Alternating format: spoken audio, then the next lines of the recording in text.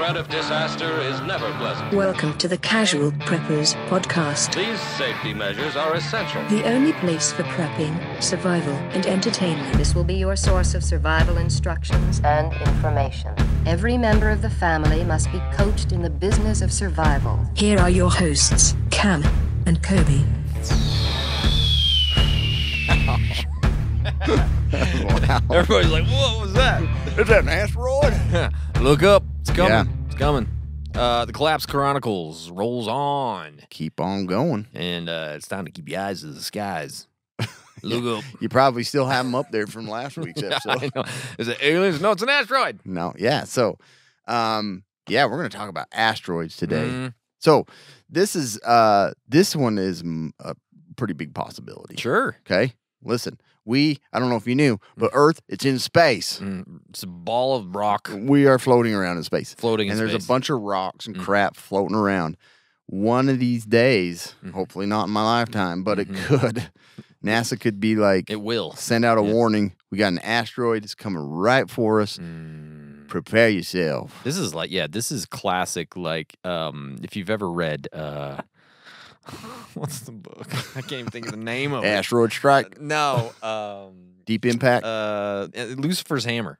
That's what this is yeah. about. Yeah, it's a great book. Yeah. Fantastic. So, but yeah, just we want to talk about the possibility of an asteroid hitting. I mean, it's reshaped our planet before. Oh, we yeah. know that we've been hit before. Look yeah. at the moon. It looks like Swiss cheese What because of all these rocks. So if they get through and they start damaging us or a big one hits, it will disrupt society just a little bit. Oh, yeah, for sure. So It's going to happen. that's what we're going to talk about. And could this still, I mean, is this really, truly a possibility?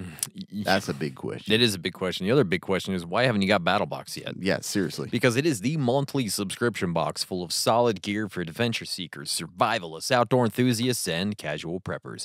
Each month, BattleBox sends you the coolest selection of hand-picked outdoor survival and everyday carry gear, all valued at far more than what you'd normally pay. You never know what's in the next box, but here's a sampling of what users received this month. The Bare Bones Railroad Lantern, the ThyroSafe Radiation Protection Potassium Iodide Tablets. Both perfect for this scenario. And delicious. All this badassness starts at just $34.99 per month. They've shipped over 1 million boxes and won Best Subscription Box of 2020. Our listeners get 15% off when you sign up at battlebox.com/casualpreppers. Get your first battle box and 15% off at battlebox.com/casualpreppers. Just put in that code. Seriously. Put in that code. Okay, listen, I know you skipped over this because it's an ad. I just recently used the Railroad Lantern. Yeah. And if you love, I love Coleman lanterns, but they're like 15 billion degrees. Oh, they are, Start yeah. everything on fire, burn your fingers. Yeah. This thing is just like it, but it's LED. And it lasted like all night when I used it this last camping trip. That's awesome. It's so cool. I like so it. get BattleBox. Go get it. So let's talk about asteroid impacts, Cameron. What is it? What's happening here? An asteroid impact occurs when a large chunk of rock or metal, typically called it's usually like solid iron. near-Earth object, enters Earth's atmosphere and strikes the surface. It's pretty simple. These objects can range from small meteoroids that burn up harmlessly in the sky to massive planet killers capable of triggering global catastrophe. Like, it could be really bad. Yeah. So let's talk about these types of impacts. Let's start with the minor ones. These ones happen actually pretty frequently, and these are typically under 25 meters and much less. Okay, these are the most common type of space object to reach Earth, small meteoroids or asteroid fragments that burn up in the atmosphere. In some cases, they explode in the air with a shock wave, like the Chelyabinsk event in 2013. We'll talk more about that.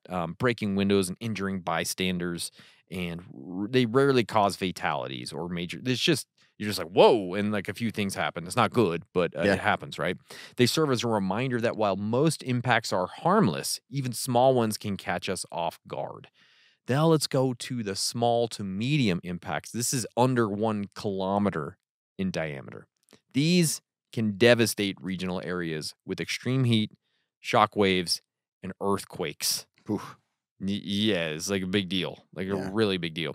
They can kill millions and destroy entire cities, but won't cause like the global extinction that we, hope isn't happening anytime soon. But they can still kick up enough debris to temporarily disrupt the climate.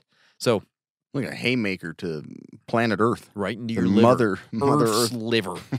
Haymaker. It's a body shot. Yeah. Not good. And then we have the large or planet killer impacts, and these are the ones that are 1 kilometer or larger. These trigger global chain reactions, firestorms, tsunamis, continent-wide quakes. Like the entire continent is an earthquake, which is That don't sound good. not optimal. They send billions of tons of debris into the atmosphere, blocking sunlight for months or even years. They collapse ecosystems, agriculture, and global infrastructure, leading to potential extinction events. So, That's not good. bad deal. We don't want that.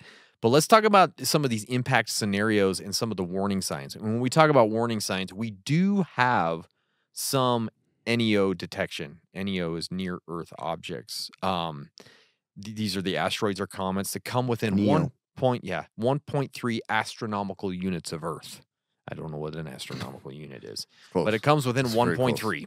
Space agencies like NASA, ESA, and others operate dedicated programs like the Planetary Defense Coordination Office that scan the skies daily. They're trying to find these things. The problem is they're not easy to find sometimes. Larger NEOs, 1 kilometer or more, are easier to track and usually spotted years in advance. And we actually have a couple of those on the horizon that we've seen. Kind of keep an eye on. We're keeping an eye on them. We don't know, but we're watching them. But there are smaller objects, even ones big enough to level an entire city. They're much harder to detect and might only be seen days or hours before impact or not at all, which is freaking freaky, man. Because the 2013 Chelyabinsk meteor was completely undetected before it exploded over Russia. And you guys have probably seen some video of that, that bright streak across the Russian sky. And then it's like, and all the windows blow out. Crazy, the car dude. alarms are going off. Yeah, so like the bottom line in this is obviously the earlier we detect the threat, the more we can do about it. But space is really, really big, and we're still blind to a large percentage of these smaller ones. So the smaller ones, they don't sound as scary, but they're more likely to hit because we can't like see them coming, and there's going to be no. Crazy. Yeah, pretty crazy. So there is an ocean impact scenario because the Earth is like 70% water, right? Good chance. Statistically, most of them are going to hit the ocean just because it's a 70% water. But That seems fine. Yeah, that's great. You know, no, it's not great, Cameron, because a large ocean impact could displace millions of tons of water. Yeah, that's probably worse, honestly. Yeah, so this sends tsunamis hundreds of feet high in all directions, which, if you didn't know, is bad. These waves could reach coastlines within hours, destroying infrastructure, ports, and entire cities. Saltwater intrusion, contaminated aquifers, and permanent loss of arable land could follow. Coastline megacities like New York, Tokyo, Mumbai, it could be wiped out in a single day. Just gone. Easy. Just water, underwater because of this. Very bad. So that's the ocean, but it could land on land. You know, a direct hit on land brings shock waves, extreme heat, and massive seismic activity. The thermal radiation alone could ignite fires across hundreds of miles. Jeez. That is creepy. Buildings collapse, highways buckle, and survivors face secondary hazards like dust clouds, ash, and toxic air. So you can't breathe. Sounds good. That's not good. But the long-term threat is atmospheric. When tons of debris are blasted into the sky, it can block sunlight and lower global temperatures. This is really similar to like the year without a summer. Yeah, right? exactly. The volcanic I was eruption. going to say, you know, one of these probably hit like one of the calderas. Yes. And just cause a super volcano Can you as well. Imagine it hits in Yellowstone. Yeah. It would just like breaks it open. Go right into the center of her. Yeah, that'd be very bad. So this could mean crops fail, supply chains collapse, and even areas far from ground zero are affected. So, yeah. Not good. That is not good. Not good at all. And so, yeah.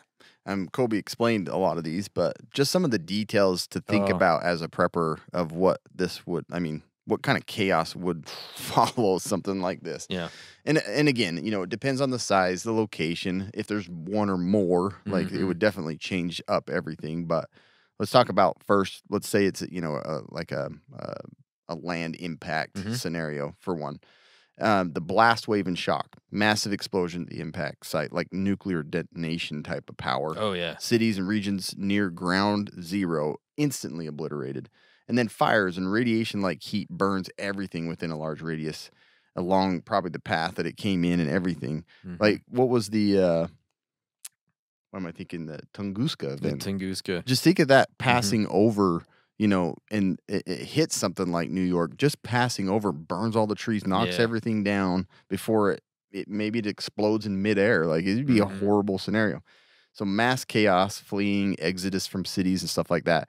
Maybe hours to minutes before, knowing it's going to hit, and then right after. Yeah. And then if it does hit, like, for one, you got the earthquakes to deal with that would definitely be triggered by it. And then if it hits the ocean, like you were saying, I can't decide which one would be worse. Neither of them are good. Because like you Doesn't don't kick matter. up as much debris, but you flooded multiple locations. I guess it depends on where you live. True, that's true. I'd feel pretty okay. I would rather the ocean if I lived where I live now. Yeah, exactly. So, so then after following that would be obvious infrastructure collapse, power grid failures, EMP like pulses probably would knock out even more power across the countries and continents. Transportation systems, you were talking just those tsunami waves knocking out coastal cities. That's where like the majority of all of our stuff comes in. It's like if you don't have any ports left, you're probably not going to get any food or fuel or goods or anything. All your Amazon stuff's delayed indefinitely. Oh yeah, indefinitely. And then airports and highways, all that stuff's just destroyed. Healthcare systems, obviously, with like fire and earthquakes, you're going to have an overwhelming amount of people flooding into the healthcare system and no way to handle it. Internet and communications are probably lost. So can't communicate with anybody. The government, the military, they're all trying to communicate. It's just a mess. And then the effects, like you were saying, after a land impact, you get impact winter, which long-term is the worst. Reduced sunlight from the stratospheric dust can lower temperatures 10 to 20 degrees Celsius. Which is horrible. Just freezes You're everything. Done. Yeah. Everything's done. Basically, the surface of Earth sucks. This may last months to decades depending on the size and how much debris was kicked up in the air. So then you get messed up growing seasons, loss of food. You can't grow anymore in certain regions. Temperature zones are completely erratic. And then acid rain. You've got all of that crap and debris up in the air, and it rains, so it kills everything. Ozone layers damaged. I remember being scared of acid rain as a kid. Me too. Then I never Every time heard they about it. say, I'm like, oh, no one's going to eat right through me. And then I never heard of it again. I know, Where'd it go? What It's happened? weird. It's like, Yeah. it's not that big of a problem. But the other thing would be like ozone layer damage. Yeah. So you'd have increased UV exposure, increased cancers, and all of that, like more cataracts and stuff like that. It's That like ain't good. blinding you and burning you to death. But how do you treat cataracts, though? Scratch them off. Is that what you do? Yeah. Okay. They replace the lens and stuff. I don't know. It's complicated. Okay. I don't do the medical tip anymore. Asteroid burn cataracts. Yeah. How do you take care of them? And then the ocean disruption. Not only is the ocean now on top of New York, but you get cooling and acid rain alter ocean currents and chemistry. Oh, great. So marine ecosystems collapse and mass die off of fish, and plankton, stuff that we survive off from. So long-term food chain just completely is destroyed. The other thing is famine and disease long-term, like we were saying. I mean, that's probably the scariest thing. Oh, yeah. It's like if you survive it, then all of these systems are collapsing and you can't grow in most of these primary regions where we get all of our food from. No more bananas. Stuff like that. You know, all the tropical areas are now frozen. That's a scary thing. And what leads to, and then from all this, obviously, it leads to social breakdown, panic, migration, civil unrest. Governments may impose martial law because people are losing their minds and they are trying to flee into areas that they can't support more people. And it's just total chaos. There's no, markets crash, trade halts, all of your savings and money and stuff is gone. Yeah, don't even worry about it anymore. So that's crazy. The other thing is, like the urban abandonment. I wanted to mention this just a little bit more. Is like thinking cities become inhabitable due to damage, disease, and cold. Plus, if the infrastructure is gone, you don't get food and water and sanitation. Everyone's leaving the cities. Yeah. And most of the stuff that we rely on is produced and created and operated from the city. So it's like the rural system is better and there's rural communities. But like a lot of the stuff that rural communities rely on is now gone. So, well, yeah, and you can only support so many people. The urban abandonment, man, is way more devastating even to rural communities. Mhm. So the other thing is like mass extinction. This would be kind of interesting. Similar to the one that wiped out the dinosaurs, species unable to adapt to rapid climate changes perish, or the ones that do adapt start to develop some weird stuff. Gills, Yeah, exactly. like on Waterworld. Waterworld. And humans can undergo cultural or biological evolution to respond to the new environment. It just changes everything about us. Luckily, humans are pretty adaptable. Yeah. But many species are not. No. And so it might be the last time you see a horse or a cow. They can't live through this. I know. It's crazy. And you might get real thirsty, and you might have some electrolyte deficiencies throughout all this. Oh, yeah. And as people want to be prepared and ready for anything, the last thing you need is something that will slow you down when you need to be ready the most. That's why we at Casual Preppers have teamed up with Element. It is a tasty electrolyte drink mix with everything you need and nothing that you don't. We think Element is perfect for bug-out bags and EDC kits because it contains a science-backed electrolyte ratio. 1,000 milligrams of sodium, 200 milligrams of potassium, and 60 milligrams of magnesium. The cool thing is, Casual Preppers listeners can get a free Element sample pack of the most popular drink flavors when you make any purchase through our exclusive Casual Preppers link. And you can get it the first time and the 100th time. It don't matter. Just keep using that link. That's drinkelement.com/casual preppers to get your order and your free sample pack with any purchase. drinklmnt.com/casual preppers. Yeah. You're going to want this for an asteroid. You impact. absolutely will. Guarantee it. So, I guarantee it. I guarantee it. How real is this? I mean, here's the thing. Asteroid impacts, they aren't theoretical. We're not talking about like alien invasions here. They've happened before, and 100% they will happen again. And there are these space agencies out there that are working around the clock to detect these threats. The reality is that we've already seen close calls, and Earth has a long history of being pummeled from space by these things. Let's talk about some of them. How about the Chicxulub impact? I think that's how you say it. Yeah. This was a remember while that one. ago, 66 million years ago to be exact. It believed that it was a 6 to 10 kilometer wide Jeez. asteroid, and it struck in the Yucatan Peninsula. This caused global wildfires, mega tsunamis, and an impact winter that blocked out the sun for years. It wiped out approximately 75% of life on Earth. Man, 3/4 of there'd just everything. be another Mars floating around out Yeah, there. and this is when the dinosaurs went away. This was it.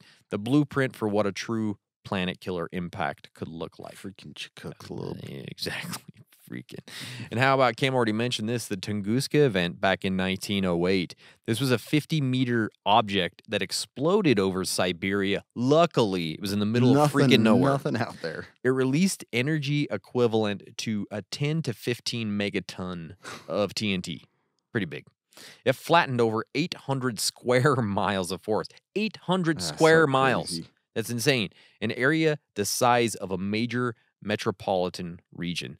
No crater because it exploded in midair, but a reminder that even small asteroids can deliver massive regional destruction. So crazy. Not even hit and do all that Yeah. damage. If it would have been over Moscow or New York or Tokyo, it would have just been leveled it. Would have been gone. So I got lucky. The Chelyabinsk meteor from 2013, we already talked about this. This was a 20-meter meteor, entered Earth's atmosphere over Russia and detonated in an airburst, similar to the Tunguska event. The explosion injured over 1,500 people, but that's mostly from shattered glass because of the impact or the explosion, right? Highlights how fast these events can happen with little to no warning. The object wasn't even on scientists' radar until after it exploded. They had no idea this thing existed I can't believe that. until it came in and exploded. Pretty crazy. Yeah. Apophis, I think. It was discovered in 2004. It initially had a 2.7% chance of impacting Earth in 2029 or 2036. Later tracking ruled out these dates, but it will still pass within 20,000 miles of Earth in 2029. That's actually closer than some satellites. That's insane. That is ridiculous. So is it going to hit any satellites maybe? Probably, I would assume so. would I don't assume so, know. too. So that's a huge wake-up call. Even, known threats can't always be dismissed right away because of this. And maybe we've talked about this before, but masses... And would you even see it? Was like... Hmm? We think you'll ever even see it? I don't know. I hope so. It'd be sweet if it's like slow-mo. And you can just like see the side It's of just it. like and a big old tail. You're yeah, like, whoa. for a couple days or Yeah. something. That'd be cool. NASA's DART mission in 2022. This was the first successful planetary defense test. It crashed into the asteroid Dimorphos and altered its orbit, which is really cool. That's cool. Because it proves that we can intervene if we detect a threat soon Get that trajectory enough. off. Yeah. But DART, it targeted a small, non-threatening asteroid. Deflecting a larger, faster, or unexpected object is still a gigantic challenge. But we do have some, tools. That's a cool department. That'd be a cool department to work for. I work for DART. Yeah. I work for Blue DART. Dart. Yeah. So what is the probability of this? Large-scale asteroid impacts are rare, but over long timelines, they are guaranteed. That's what I'm saying. Like, it will happen. Earth is hit by roughly 17 meteors a day. Wow. But most of them burn up in the atmosphere before they get to Earth. Objects larger than 140 meters are still being discovered. NASA tracks over 31,000 NEOs, but smaller ones like the Chelyabinsk often go undetected until it's too late. The smaller the asteroid, the more likely we will miss it and the less time we have to react. Interesting. Very interesting. So, very, very possible. Yep, more than possible. Well, it's going to happen. Not very, very, very, very possible. Yeah. So, what is our prepper response plan? Good This question. is a tricky one, right? Mm-hmm. So, first, consider the immediate impact survival. Dust and Yeah. air protection. So, high quality P100 masks are something that you should look into. P95s, I mean, still good. Or P98, P58 Mustang. N95? Yeah. But yeah, the swim goggles, SILD eyewear, because you're gonna be dealing with a lot of debris in the air. Out there It's with gonna your be like swim goggles and your New thing. Delhi or Delhi, not New Delhi, but like it's At the gonna be deli? the super polluted areas that just Oh, like yeah. it's gonna look just like that times 10. Mhm. Maybe a disposable hazmat suit. Yeah. Protect from the debris and toxic dust as you go out shopping at Walmart and come back, take it off, Yeah. and then rest at home. Keep compressed air. Like Mm. I mean, how many times you worked on wood and blown yourself off? I've done it. It's important to Sure. have a way to blow yourself off. Yeah. Compressed air horn, but that's actually what this I is talking know. about. I was just thinking know. when I was saying that. The other thing is having a way, with all these earthquakes that it might cause and debris and all of that stuff, that you'd want to be able to signal for help. Sure. Man, could you imagine somebody that has an air horn and you're trapped under rubble too, and they're like, Stop it. I want a You're chance. like, "Ah, try to crush me." Yeah. Structural exit tools, pry bars, glass breaking tools, folding saws, stuff like that to get out of debris or to clear a pathway for you to get in and out of your house. Important. And then rescue jacks to lift debris. Like, that's a terrifying thing to think of, like Ooh. trying to lift debris off from people Yeah. and stuff like that. You're gonna want something that's jacked, like a jack. Yeah. I got 2 jacks right here. Boom, boom. Yeah. And then have your bug out bag ready. Yeah. If you know ahead of time, few hours, you're going to hop on that motorcycle, ride up the mountain, just like on Deep Impact, with your Exactly. girlfriend on the back. Barely make it. Yeah. Isn't she pregnant in that too? I or think something? so. Or is she? I don't know. Maybe not. I don't think so. They were Elijah pretty young. Wood ain't that crazy. Yeah. He might be a hobbit, but he's got he knows what he's 8 doing. packs of punch. He's a hairy little fella. He can make it happen. I don't know why I thought she was pregnant. I don't know. Maybe. I can't man. remember. It's been a while. Was that the same year that Armageddon? Yeah. They both came It's a out. great year for those It types of was, movies. yeah. But yeah, the thing is, like, if you don't know what goes in a bug out bag at this point If in you- listening to us, Mm. just quit. If you don't know, now you know. Yeah, but you can print off a list, Yeah. and prepare for one later. If you It's want. easy. Basic preps for an asteroid scenario. Early warning systems are super important with these. Yeah. Stay informed about NASA and international NEO tracking updates. Mhm. Man, this is the thing is, like, I want to become a hobbyist Yeah, of me just too. like sitting down in my basement and watching Yeah. NEOs. Because you could be the guy at the beginning of the movie. That's who's, true. like in his basement. That's right. He's the one that And- spotted it. Yeah. Well, he's like a big old. He does. He has like a external. The hell they called? They look up in a telescope. Yeah, that's it. Can't think of the name. They're like a magnifier or microscope for the sky. Binoculars to look at the sun. I don't know. What is it? Tell us. Yeah. Tell so us. yeah, he did. Yeah. But that would be cool, right? For Just sure. like, Yeah, he's down in the basement looking for near Earth objects. That's right. That'd be cool. So yeah, maybe you want to spend more time there and be on top of this. It gives you even more time to get away. I like to be on top. Yeah. Love it. Yeah, exactly. And then, your emergency alert systems, phone or radio, both. You should have both. And then have an evacuation plan. Because if you only have a few hours to escape wherever you live, you need to know multiple routes because people are going to flood the exits just like they would indoors, and you're not going to be able to get out. So have a good vehicle that you might be able to take off road. Make sure it's up to snuff. And getting to high ground. Again, maybe you just want a motorcycle with a backpack on, a girlfriend on the back. Pregnant girlfriend. The little hobbit Listen, boyfriend. I have my wife, not a girlfriend, okay? But I'm just saying, maybe you have a girlfriend and a motorcycle. In a hobbit. Get to high ground. Even if you don't live near water. I don't know why. You just want to get up there. And then bug in preparation. If you're going to stay put and it's going to, and the winter that is going to come next, obviously, you're going to be living off from the food that you can either grow indoors or the long-term calorie-dense storage food that you have. Yep. So make sure you got the long-term, short-term, midterm. Make sure you have all those different types of foods. And then water, large reserves plus filtration for additional water. That's the hardest one to store, but seriously, shoot for 30 days for your whole family and then add on from there. Yeah. And then light and heat. So this is what's weird is like even in I am complete. Exactly. That's how you know. When you get to light and heat, you know you've been complete. But cold weather prepping, even in warm regions, that's one thing that people might overlook. You're like, I'm in Arizona. I don't need to have a wool blanket. Guess what? If an asteroid hits, blocks out the sun, you're going to want that blanket. Yep. So consider that.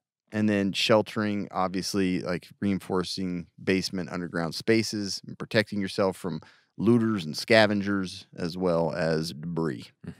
Some other like beyond the basics to consider: mycology and wild foraging. You might be looking for food in all places. Also learning how to grow food indoors, hydroponics and things like that are going to be super important in this type of scenario because the sun's blocked out. Sure. So growing in the basement. Basic geology and radiation detection, you may want to consider like a Geiger counter or something because the radiation that would be coming from a hole in the atmosphere for one, and then also like the debris and rock, you don't know what you're going to be dealing with. Sure. Primitive medical and dentistry. I would say just get books, procedures for primary care, the prepper's medical handbook, stuff like that, because medical facilities are going to be completely overrun. by people that got hurt. And the dentists ain't going to do you no good. No. They don't care. They're working on controlling the government. Yeah, they're in their bunker under the White House. Probably. Yeah, exactly. They're in their sitting on their golden throne down underneath the earth where they've had a bunker the whole time. Their golden gas masks and exactly. golden water supply. Using your teeth to protect themselves from radiation. That's right. They've just lined their whole base full of it. It's just a bunch of molars. Keeps out the radiation. It's crazy, but they know. They know this stuff. We don't. They figured it out. Some other unique items that you could add to this whole thing is like nuclear window. Nuclear winter survival lights. Yeah. Full spectrum LED growing lights for crops and powering and solar powered stuff. Hand crank generators, like stuff like that's going to be really important because again, solar powered, even though it might still work through the debris, it's not going to be very efficient. Yeah. Stoves and things to cook under the ground, potassium iodide tablets, which if you got Battle Box, you would already have these. You're right. Mylar blankets, portable solar ovens, and all your kind of power backup systems. The other thing is consider, again, neighborhood recon map, no alternate evacuation routes, community centers, possible water sources, and then communication with each other is important. Again, if you want to set that up, that's up to you. Like, if any of my neighbors are listening to this, they'd be like, what a dick. Do not ask me anything about it. He just said on there to build a communication plan locally. Well, I don't mean I didn't mean it for me. Not in my I neighborhood. only have a, string and cup system for me and Kobe to talk to each other. That's it, and it don't even work. Yeah. And then the last thing is just remember, like, this long-term event, you're going to want some sort of barter grade extras that you can trade to get other supplies. And that system is kind of what's going to function as the main way of obtaining. That's why you're going to the gym. Keep that body in shape. But You're maybe gonna learn to sell it. make good barter items. You know, if you already have an Etsy account, you've probably been doing that for a while. I can't. Etsy, you can't. Etsy can't. But yeah, you know, maybe train your kids to roll cigarettes because you can sell that. Or crepes. Yeah. Exactly. Have you seen that Seinfeld? He rolls crepes. Well, they get, they get the Cubans. Isn't it? They bring in the Cubans, to the roll the Mandelbaum. crepes. Well, they no, bring maybe in. not. I'm thinking of a different one. They bring in some Cubans, and Jerry thinks it's cigars, but it's actual Cubans that come in. And he's like, "No, I brought Cubans because they're gonna roll my cigars." And then they lose their job, so they do crepes. And so the Mandelbaums own the crepe company, and they lost their people. And so they had to bring them in, but they were rolling them so tight because they're so good at rolling them that people were getting squirted in the face with the stuff in the middle. So I haven't seen that. I gotta watch that that's one. a good one. But yeah, see, those kinds of skills could come in handy. Exactly. But yeah, think about all those vices: alcohol, cigarettes, instant coffee for trading for other better supplies. That's right. Anyways, that's a lot. That's a ton. But guess what? Today's podcast, I do want to tell you, is brought to you by Tac Pack. The holy tactical subscription box with useful professional grade stuff inside. You could has your purpose. Get free. Can't do it. On that level. You get the level up $70 machine made part from Next Level Armament. We're getting canceled. Yeah, we're getting done. canceled. We're done. Yeah, go get a tech pack. Yeah, get a tech pack. Listener challenge. Or stop listening because you probably have. Yeah. Listener challenge. This week's Asteroid Impact Challenge. Let's do an Impact winter drill. Yeah. Okay. Imagine the asteroid hits. Block the sun out. Yeah, block the sun out. Sunlight disappears behind a thick cloud of dust. Spend one evening reviewing your current food, heat, water supplies. Could you stay warm and fed through a long-term blackout or of sunlight and power? Boy, that would be a rough. It would not be fun. Survival See, that's a good way to identify weak links in your setup, and then you can make a plan to fix them. And then, you could even do something like a dust survival inventory check. Yeah. Do you have N95 masks or better? Do you have goggles? Do you have air filtration in place? Check your indoor air quality tools. Make sure vents can be sealed if needed. I think that's a good one to sort of look at. It is. A couple of things to do. And that stuff can be used for a lot of different scenarios. You're right. Especially if you're scavenging, you want all that stuff. For sure. So that is your that's a good one. Challenge I like that.